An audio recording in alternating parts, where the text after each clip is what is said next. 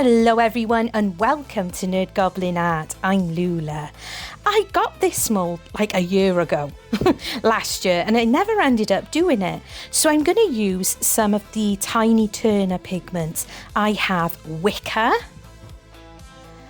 Nether, I think that's how you say it, Nether, and also Copper Gold, which is the newer holographic ones, and they are really lovely. So I've got my brushes and I've also got my switching sponge.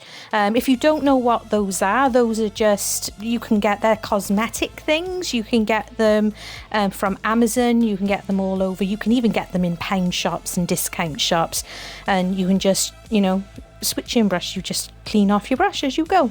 Isn't that wicker beautiful? So I decided that I'm going to use the wicker on both the hands, arms, and the stalk of the pumpkin guy. He's a cool looking guy, isn't he? I really like this. So as I said, I bought this mould probably September last year and just never ended up using it. So doing the 13 days of Halloween collaboration, I think, is a perfect opportunity to get it used. And since last year, I've got a lot more experience with resin as well. So I'm really looking forward to this little project. This isn't just a pour and done. This is going to be turned into a piece of artwork, so to speak. I think it's important to show you that resin pieces can be dressed up.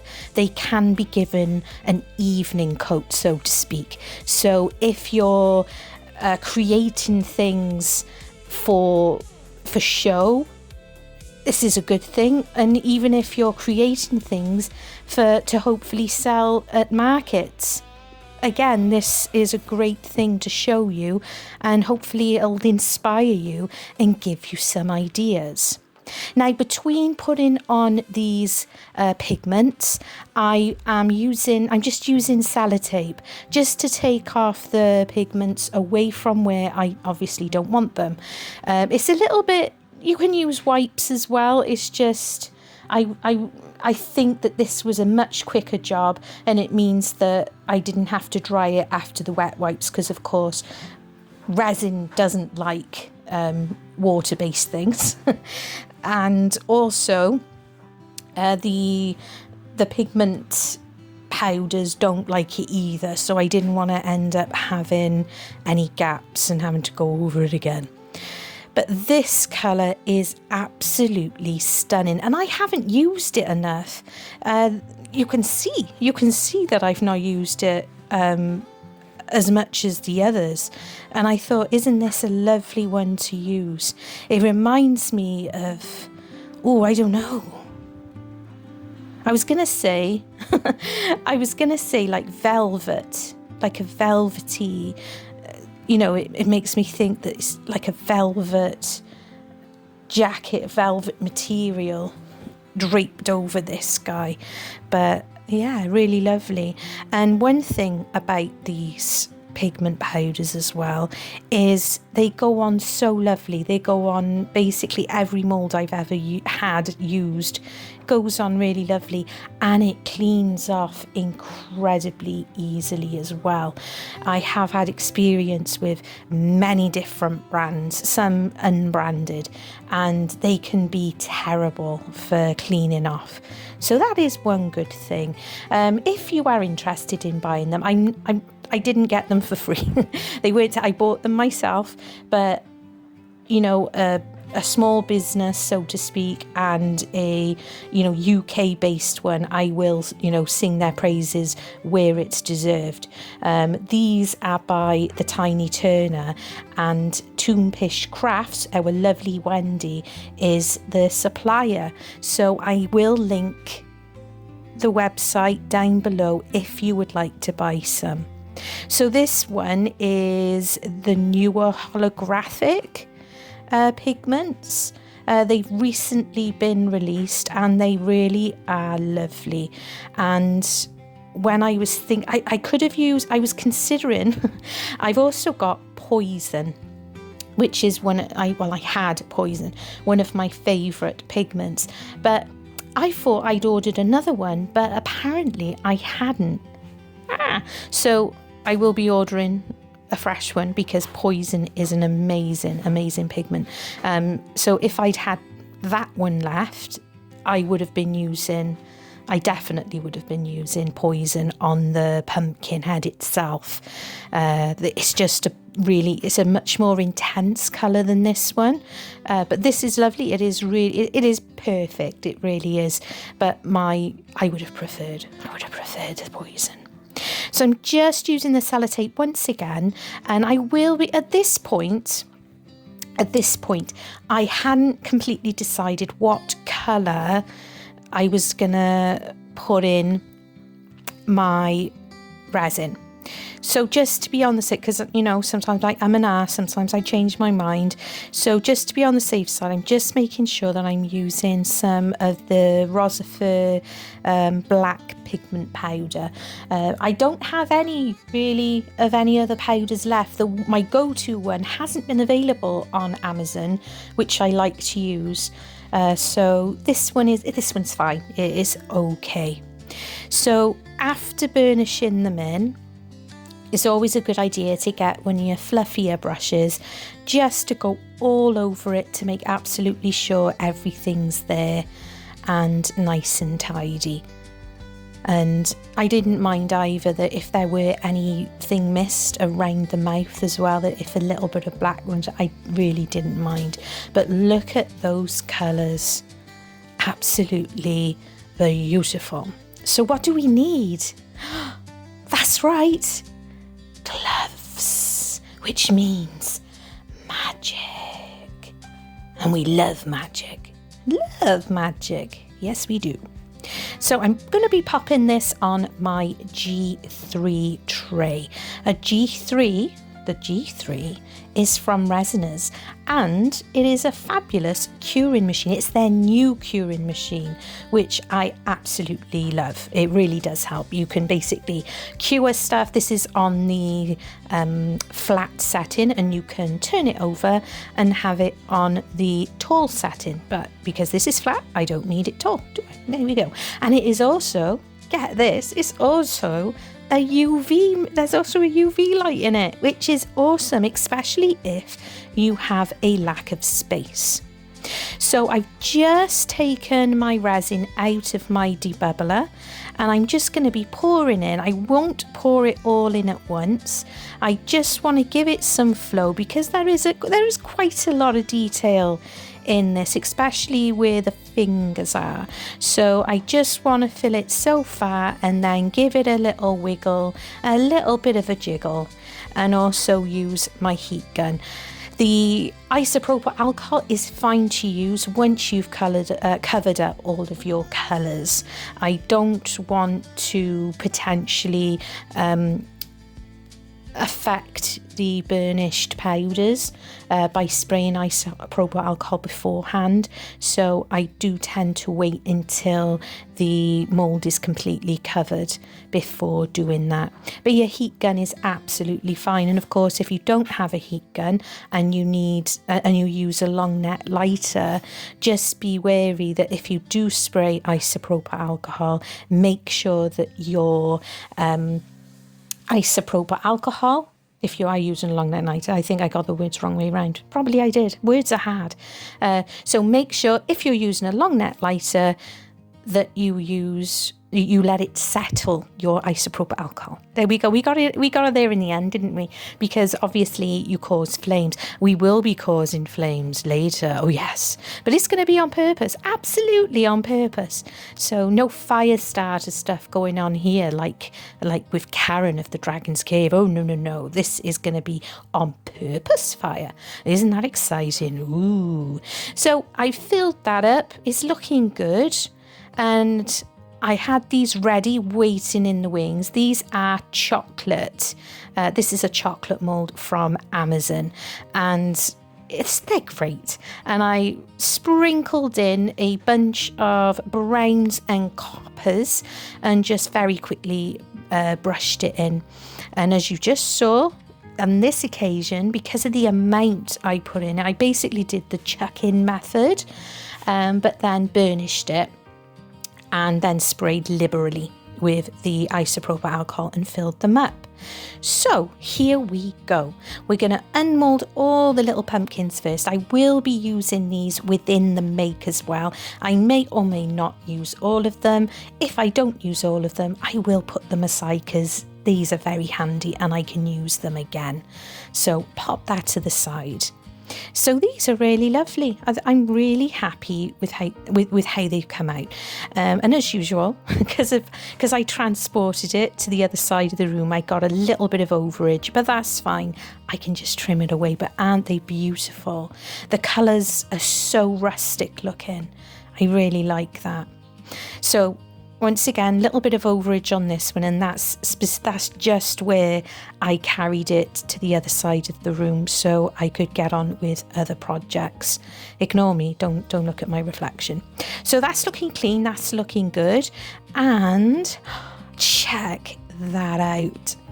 I'm so surprised I didn't do this mould last year. I think what it is, it got put away and I kind of forgot about it, and Mr. Goblin's been helping me sort out all my tote bags and stuff, so we've got them in labelled bags now. Look at that, look at the colours. Oh, look at the colours. I love it. Isn't it beautiful? For a scary thing, it is beautiful, I do think. So I'll use my snippers to get that off, and my what's the tool called? My brain's gone. Deburring tool. So I'll snip it off and use my deburring tool, and I want to get a glow effect inside there. Yes, I do. So I'll be back in a mo. This is the next bit. So that's just water. That is just water I keep in a spray bottle with my paint stuff, and that is just because the canvas is a little bit dry, it's a little bit thirsty, and I want it to help with the flow of the paint. Now, this has no requirement of being a masterpiece, because this is just a part of the make. It's just colours that I particularly kind of fancied using today. So I pulled out Mars Black, Dioxine Purple, that's what I just put on. Then I'll be adding some Titanium White and a little bit of that blue by Peebo. I think it might be like a teal blue, something like that. I'm just covering over the entire canvas. Now, the important thing about this canvas was it needed to be a stretched canvas, not a board. It needs to be stretched for this. Now, I was a little bit inspired by Janice from Just Janice. Her channel is fabulous, and I love everything she makes. She is a mixed media queen, and I love watching her. Last week she did a video where I don't think she used a cat. I can't quite remember now. But she had like a tear. She created a tear with either canvas or with like Hessian roll. I can't remember in my head now, but it's that point I had this idea kind of popped into my head, inspired by what she did. So there we go. I'm not drying between these layers. I'm just adding. Just like this, see? It's lovely. And look at that colour. Oh, this is gorgeous. It's gorgeous. I just love it. I just love these colours. A part of me was thinking when I was doing it of the Scream, you know, that painting. I was kind of thinking about like the lines and the wibbly was, but you know, this kind of style. But these colours are absolutely scrumptious together. Really, really are. So while that's drying, I've got out my golden. Now, ignore the very, very long name. It's glow-in-the-dark paint. And I've had it for a while now, but it's lasted forever because you never need to use a lot of it, which, yeah, It's cool. So I'm just going to be using it in the eyes and mouth cavity of this. Well, should we call him Jack? He's like a jack-o'-lantern. I wonder if he has a story. I wonder if he's like stolen somebody's. He needs a head. Is it like? Oh, what's it called? Sleepy Hollow. Is he like that? Does he need his head? I don't know. But it's cool though. It's cool though. I really like him. Really like him. He's not like the lovely one from the Return to Oz. He was really nice. This is a more scary one, isn't he? So just popping that in there. Now when this dries, you don't really notice it once it is dry. And you only notice because it glows up. It doesn't need, you can charge it with a UV lamp, but it doesn't need UV to actually glow. You know, it's not a fluorescent, it is glow in the dark. So just using my black sim tap. Oh, and by the powers, magic, as if by magic. They've all got, all the little pumpkins have their black colours. So I've got a piece of card and I've just glued on some black paper, just crafting paper, and I've got the glue gun. Just going to go all over this piece now, just to make sure he is nicely in place, and sticking him down. There we go. So that's looking good. I'm not too worried about the background. Now, admittedly, I go a bit crazy with these and I end up putting them all on, but I do end up pulling some off because it's just too many. It's just me being silly. So I need a good spot. So I was just feeling around because I didn't want to scratch the resin make, and just using a nice sharp craft knife just to create the burst, this bursting type thing that's going on. Now a bit more raggedy. I quite liked the raggedy. I was kind of trying to figure out how to make it kind of properly raggedy, but I decided yes, this is the fire bit. Now please bear in mind the fumes. That's number one. Don't burn yourself. Don't be silly. I am in an incredibly well ventilated space, and I am only doing a small amount of this just to show you on camera. And Mr. Goblin was standing by with an extinguisher. Yes, a mini extinguisher, just in case. And I've also got my Pro Air running, and I have two actually. I have two in the room that are on and running, but the back door is open and I'm near the back door, and all the windows are open for this.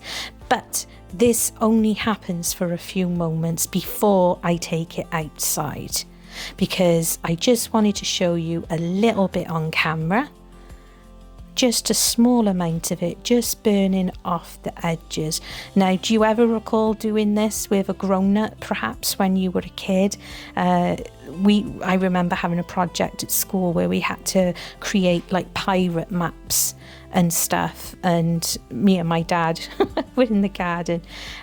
We used tea bag, to thing up the paper. We used, and then went outside and burnt parts of it.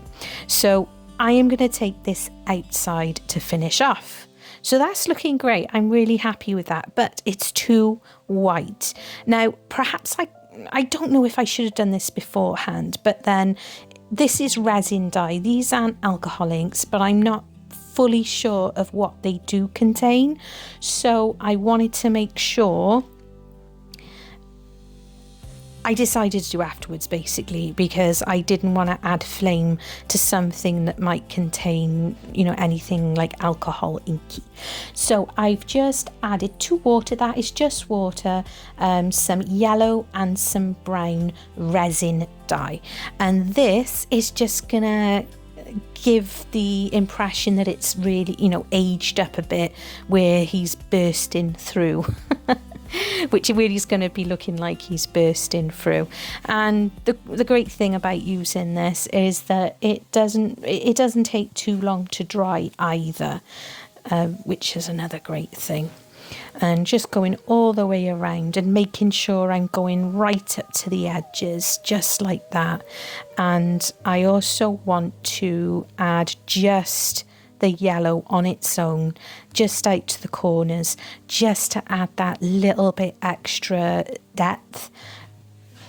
You can totally do this with paints watered down, alcohol inks watered down, and you could even do it, I mentioned earlier, a tea bag. You could use tea bag water, absolutely, it's totally doable. But this will dry a little bit darker than it first appears. So I'm going to do all the back as well. So I nearly forgot to hit record, but I did forget. But he is glued in place. I've run it all around and I've glued him in place. And as I said, I took off some of these little pumpkins. They just looked way too much, and I quite like it now. And I don't mind where I ripped them off, where it's a bit, you know, torn. I think it just adds to it. And what am I doing here? For once, I don't actually mind the glue webs. The gluey webs, so just pulling them around a little bit. They won't last massively long, but for this project, it's a bit of fun.